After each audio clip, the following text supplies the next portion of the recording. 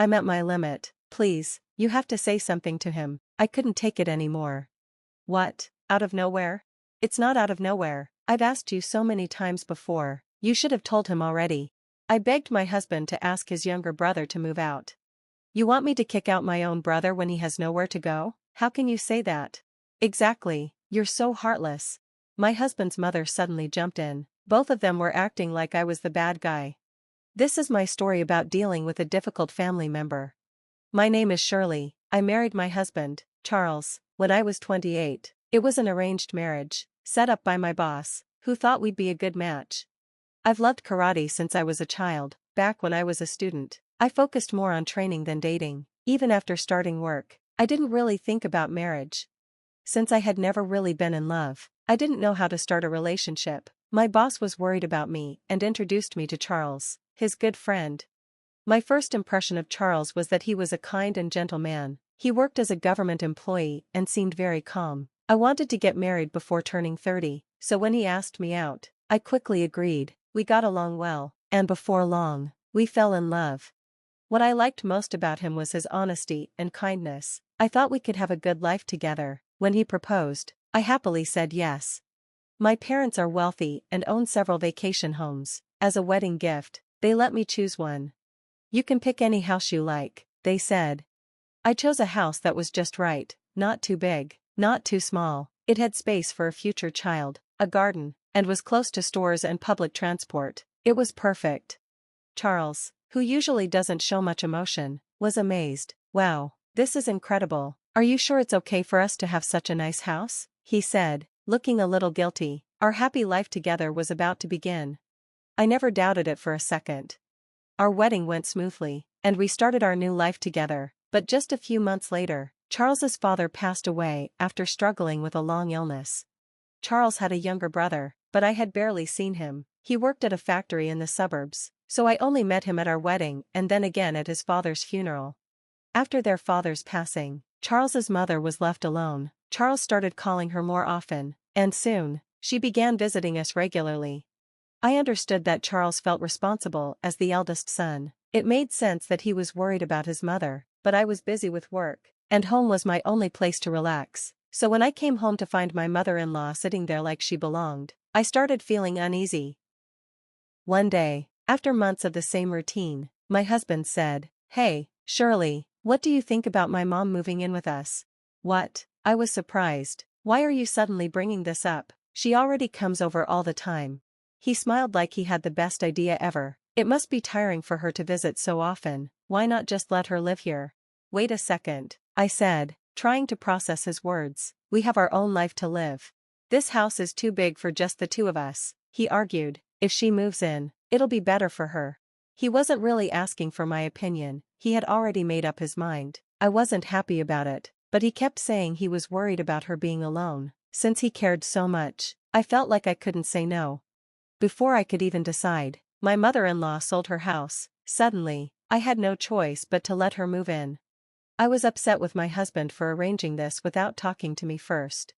We don't have a family home anymore, he said. She has nowhere else to go. At that point, I gave up arguing.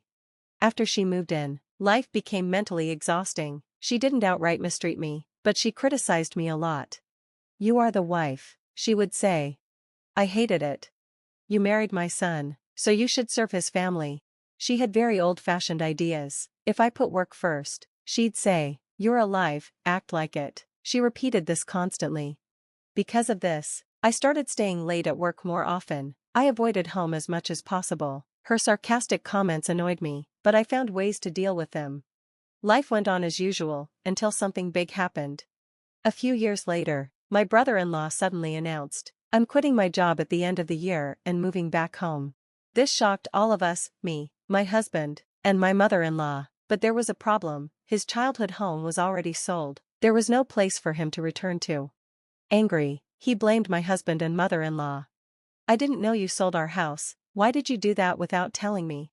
My brother-in-law was the kind of guy people call trouble. He dressed flashy, spoke roughly, and had a bad attitude. Honestly, I never liked him and preferred to stay away. "I'm sorry," my husband told him. "I was worried about Mom living there alone, and we thought you planned to stay in your job for a long time." My husband tried to calm his brother down, but my brother-in-law shouted, "Oh, really? You think you can just decide everything? Take responsibility, you useless brother." He yelled at my husband. Even though my husband was the older brother, he froze at those words. He turned pale and just looked down, unable to say anything back. Before he passed away, my father-in-law had said, "If something happens to me, I leave everything to my wife." That was his decision. My brother-in-law had left home without a word, worked in the suburbs, and never sent money back. Did he really have the right to blame his mother and brother now? I thought so, but in the end, we couldn't find a solution. My brother-in-law ended up moving into our house under one condition: he had to leave once he found a new job. Of course, I wasn't happy about it. "I don't want your brother living here too. Ever since your mom moved in, our expenses have already gone up," I complained.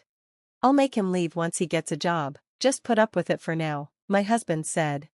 I couldn't argue after that. I had no choice but to let him move in.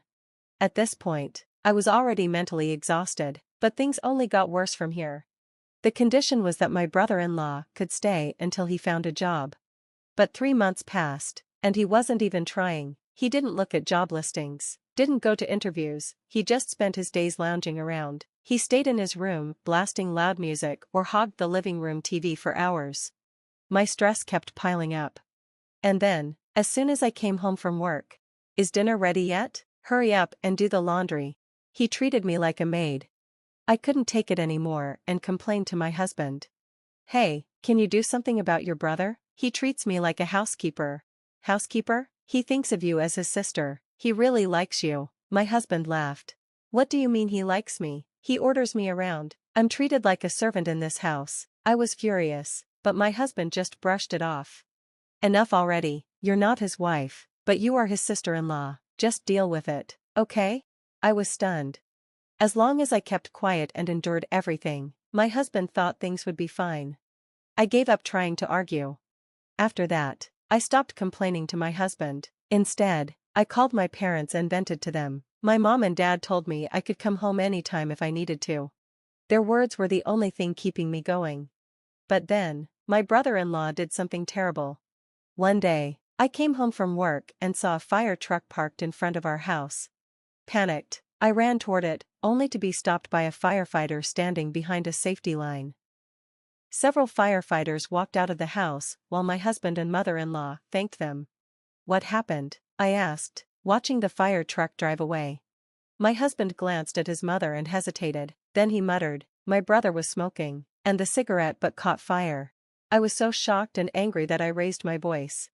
They explained that a cigarette butt had started a small fire, and my mother-in-law panicked, calling my husband and the fire department. Then why didn't she call me?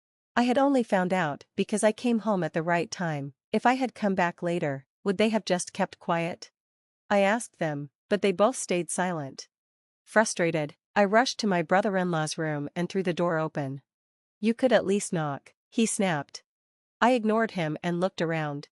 A huge burn mark covered the carpet under his bed. The house had smelled of cigarettes ever since he moved in, which was already stressing me out, and now, my favorite carpet was ruined.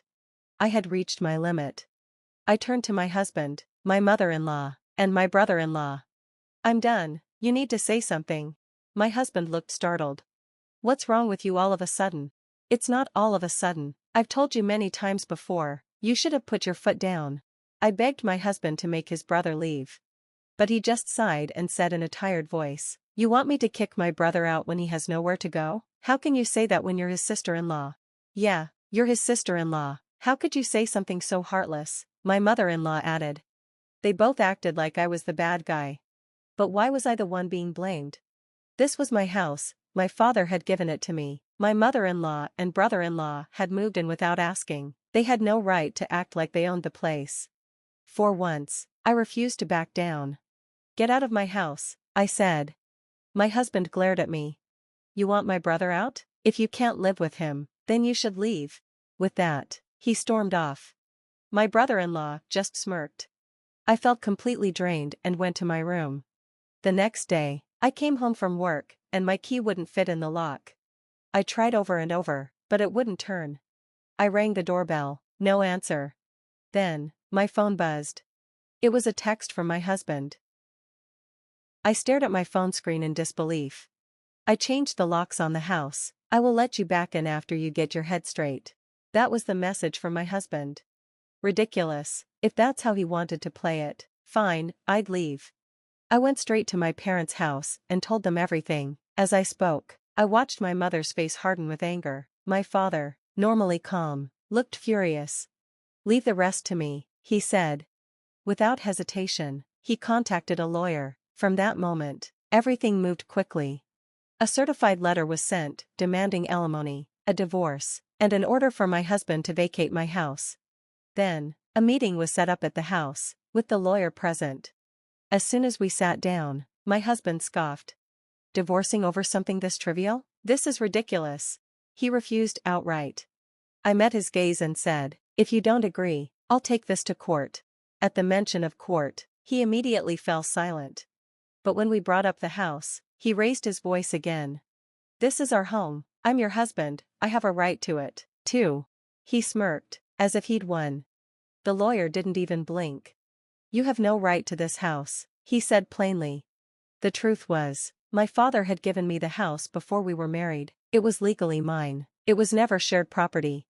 I watched as my husband, mother-in-law, and brother-in-law turned pale. They had assumed they would never be kicked out. Their faces told me everything. They had never even considered this possibility. Finally, my husband stammered, Shirley, maybe we should reconsider. The lawyer turned to me. What would you like to do? I didn't hesitate. I'm getting a divorce. My decision is final. At that, my husband slumped in his seat. He knew he had lost. The divorce was finalized, and they moved out. Now, I hear that Charles is struggling to pay the alimony. The three of them moved into a shabby apartment, far from the comfortable life they once enjoyed. My ex-mother-in-law and ex-brother-in-law, no longer free to live off someone else, became increasingly stressed. As for my ex-brother-in-law, I heard he got into a fight with some thugs and was arrested for assault. Not my problem anymore.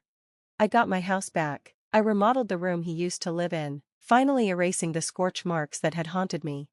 Now, my weekends are spent with my parents, who come over and stay with me. My home is peaceful. To thank the lawyer who helped me, I invited him to dinner. Since then, we've been meeting regularly, outside of legal matters. Maybe, one day, I'll get a second chance at a happy marriage. For now, I'm simply enjoying my freedom.